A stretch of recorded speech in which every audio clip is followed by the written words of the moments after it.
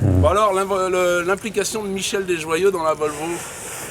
Et ben voilà, un beau t-shirt rouge avec une compagnie d'assurance espagnole dessus, puis je crois qu'il y a aussi une petite compagnie de fringues française dessus.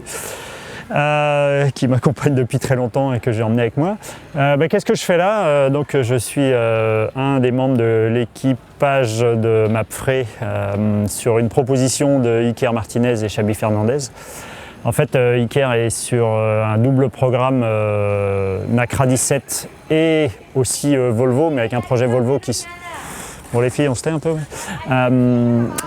Sur un double programme Nacra 17 et Volvo 65, mais sur un projet qui s'est monté très tardivement. Et l'idée, c'était d'avoir des gens d'expérience et de profils différents pour monter une équipe et un équipage un peu à la dernière minute et à travers des profils différents et des expériences différentes, gagner du temps dans la découverte du bateau, dans la préparation, aller vers des gens un peu plus polyvalents parce que y a 2 équipiers de moins à bord des Volvo par rapport au Volvo 70 de l'édition d'avant et puis aussi toute la démarche de monotypie. Être capable de lire un règlement et de l'exploiter. Il y a beaucoup de choses qui sont proches des problématiques du circuit Figaro et forcément voilà. Alors après ils m'ont parachuté coach. Oui alors voilà, ça a commencé par coach. Ouais, ça a commencé par coach mais c'était... C'était un mensonge. Coach, c'était pas un mensonge, c'était ou un mensonge par omission. Ils étaient gentils avec moi, mais voilà, chacun arrive dans le dispositif sur une petite équipe avec beaucoup de volonté, ambition, j'en parlerai plus tard, ou pas. Et ce terme de coach était plus une traduction de ma motivation à faire partie de cette équipe-là, avec des gens que je connais depuis quelques temps, avec qui j'ai peu navigué, mais avec qui j'ai beaucoup d'atomes crochus. On est latins tous les deux, espagnols ou français. Et puis voilà, on avait envie de faire ça ensemble et ça tombait bien. Au niveau personnalité, Iker Martinez, c'est un chaud bouillant et Michel Desjoyaux un peu aussi quand même. En fait, il y a plein de gens qui sont très étonnés parce qu'ils me disent ouais mais là t'es pas skipper, c'est Iker le skipper, comment ça va se passer? J'ai dit moi j'ai aucun souci avec ça, quand il y a un skipper c'est lui le skipper et si on me demande d'être skipper, je suis skipper, ça me pose pas de problème d'être équipier et de tenir ma place. Après de temps en temps j'ai quelques travers de mon habitude de naviguer aussi en solitaire, donc de vouloir d'être capable de faire tout et de pas forcément en parler avec le reste des troupes, mais aussi d'être capable d'apporter ma contribution à l'édifice et à l'œuvre commune. Donc voilà, j'ai aussi énormément navigué en équipage, comme équipier pendant très longtemps, y compris d'ailleurs sur la Volvo qui à l'époque s'appelait la Whitbread. C'était juste il y a 29 ans pour moi ma première présence dans cette course-là. C'est juste hier matin, voilà. Et j'ai aussi été skipper de monocoque ou de multicoque. J'ai aussi été équipier de monocoque ou de multicoque. Et ça m'a jamais posé de problème. Pour moi, c'est pas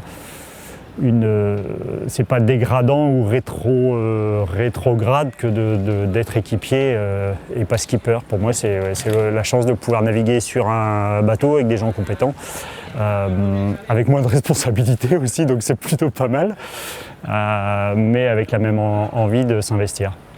Alors donc on a Michel Desjoyaux qui est arrivé en tant que coach, maintenant il est watch leader et en plus on a dit qu'avoir Michel Desjoyaux à bord d'un bateau c'était comme avoir 2 personnes en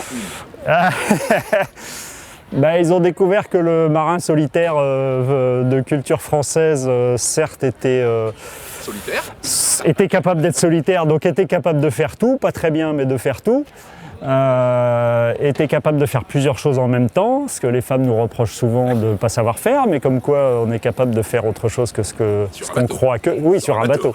Je me comprends. Et du coup, un des objectifs aussi de la constitution et de la répartition des tâches sur un équipage comme ça était d'être capable de gagner des bras. On n'est que 8 sur un bateau de 19 mètres 50 de long. ce qui pour nous est solitaire, habitué au solitaire est plutôt génial parce que à 8 on peut faire plein de choses. Il y en a qui trouvent qu'à 8 c'est pas beaucoup. Et donc ça nous a aussi permis de faire des répartitions de tâches dans les manœuvres où voilà, on a 2 bras, on ne va pas s'en servir pour tenir qu'une seule écoute. On peut lâcher une bastac et reprendre une écoute de grand voile par exemple, ou accompagner un choquet de Genac dans un empannage et suivre ce qui se passe sur la trajectoire du bateau. On a même joué des fois à ce que le barreur soit celui qui largue la bastac. C'est un peu, il y en a, ils sont un peu perdus avec ça. Nous, ça nous fait plutôt rire parce que c'est notre quotidien. Oui. Comment ça Moi, je conduis. Il y a même un tacticien qui ne voulait pas toucher au bastac ni aller sur la plage avant à affaler les voiles. On lui a fait comprendre que c'était pas possible.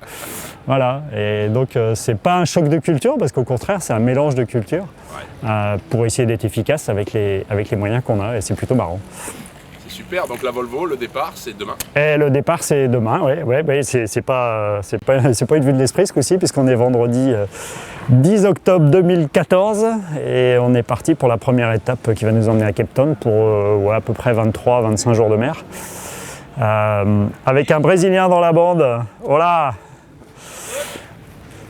Un équipage, tiens, belle transition justement, André, un Brésilien qui a fait du 49er contre Iker, et donc un équipage cosmopolite et international, bien évidemment à dominance espagnole, mais pas que, un Brésilien, 3 Français, un Anglais dans l'équipe, on est 11 équipiers pour le moment sur les 8 qui partent à chaque étape, donc il y aura un petit peu des rotations.